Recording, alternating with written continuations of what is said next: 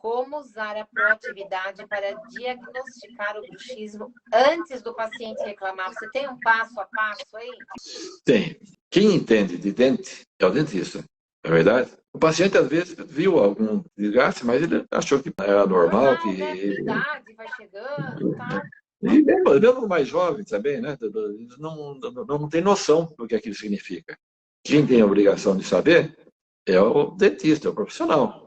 No caso do bruxismo, é o dentista que tem que estar atento a isso aí. Ele que tem que estar prestando atenção. Então, essa forma não é uma forma correta de atendimento quando você não aborda os pequenos detalhes. Vou dar um exemplo para você. Você vai ao supermercado, tá bom? Aí tá todo mundo lá comprando maçã. Você chega, pega uma maçã, você vira a maçã ali e dá uma... Ninguém pega uma maçã e põe no carrinho. Pega, olha, verifica, certo?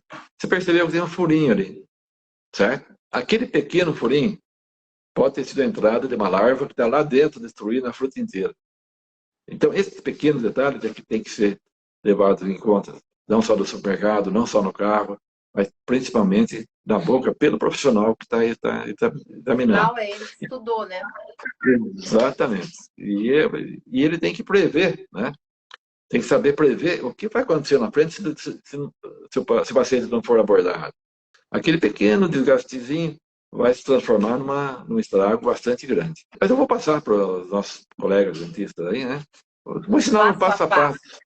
Isso. Para você já iniciar a ajudar o seu paciente a ficar livre dessa placa de Michigan, se o seu paciente está usando, né?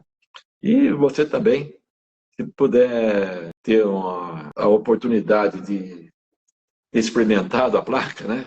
Tem dentista que está usando placa. Ele próprio vai ter a oportunidade também de ficar livre da placa. Quantos só? Quantos e quantos, viu? Certo? Tem muita gente, né, doutor? Em todas as áreas. Então, o primeiro passo que eu passo para o meu paciente, primeiro é ter vontade de melhorar.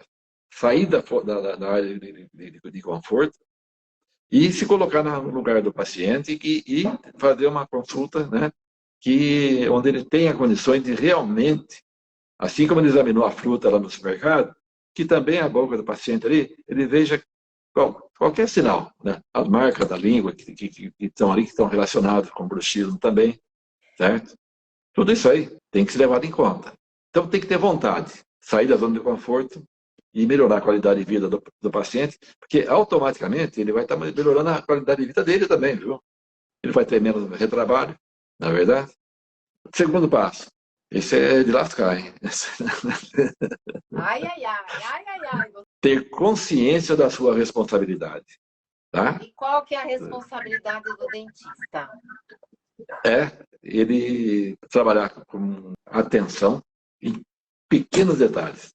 Em todos os detalhes estão na boca, mas não deixar escapar um pequeno detalhe. Isso serve tanto para o bruxismo, serve para a técnica de escovação, serve para qualquer área da odontologia. Pequeno detalhe faz uma diferença muito grande. Passo 3, terceiro passo. Para que ele consiga isso, há necessidade que ele aumentar o tempo da consulta dele. Porque existe uma diferença entre orçamento, tem muita gente que vai ao dentista para fazer um orçamento.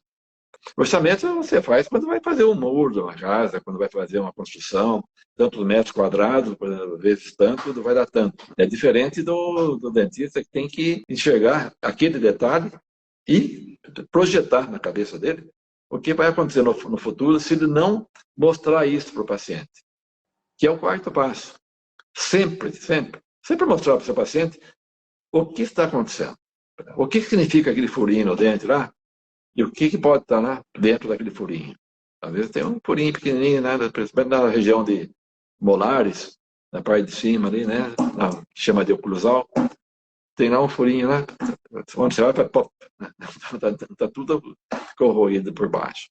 E se ele não aborda isso, vai acabar pegando o canal, pode até perder o dente, né? Nossa, eu tinha, né, doutor? Tem um dente meu que estava cheio de cárie, né? Infiltração, cárie. Infiltração. Então são detalhes. São detalhes, né, que não pode passar desapercebido. Para isso, você tem que fazer uma consulta mais demorada, com mais cuidado, usando de artifícios que proporcionam uma visão melhor, né, uma iluminação melhor e tudo, né. E a partir daí, o quinto passo é propor ao paciente um novo tipo de tratamento, que seja um tratamento integrativo, que a gente chama. Como assim integrativo, doutor?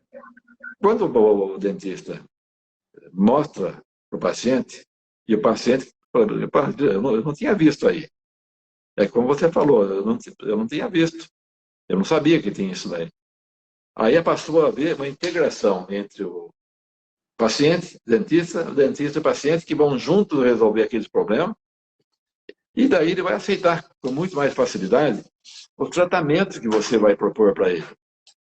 Porque é uma condição, assim, diferente de você chegar lá, abrir a boca, ele pegar e falar, ó, são tantas restaurações, fica em tanto, isso aí é orçamento. Você paga, ele faz e vai embora. Agora, por que ele teve que fazer aquilo? Por que aquele detalhe é importante? Isso daí é que faz com que haja uma integração entre o paciente e o dentista, e os resultados são muito favoráveis, tanto para o paciente como para o dentista. Tá bom? Muito bem, doutor. Agora, conta para o dentista que está nos ouvindo aqui um pequeno passo. Eu gosto muito desses pequenos passos, porque você dá umas dicas boas, assim, bem rapidinhas, né? Para ajudar a diagnosticar o bruxismo antes do paciente reclamar. Eu vou dar uma dica aqui a partir de amanhã, né? Primeiro paciente que você receber, presta atenção na língua dele, procura ver se tem sinais de dente. Esses sinais de dente ficam na borda da língua, tá? Pega um pouco da parte de cima da língua e a lateral da língua e tem o formato certinho dos dentes lá.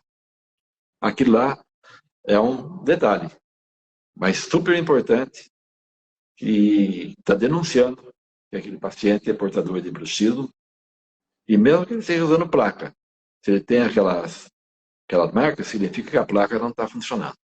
A placa não funciona, né, na verdade, né, doutor?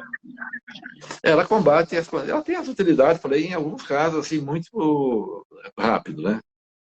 Mas, assim, vai resolver o problema de bruxismo, a gente nota, né, que a pessoa, eu uso placa, mas está com as marcas na língua, ali significa que o bruxismo, aquela pessoa passou a morder em cima da placa, quebra a placa.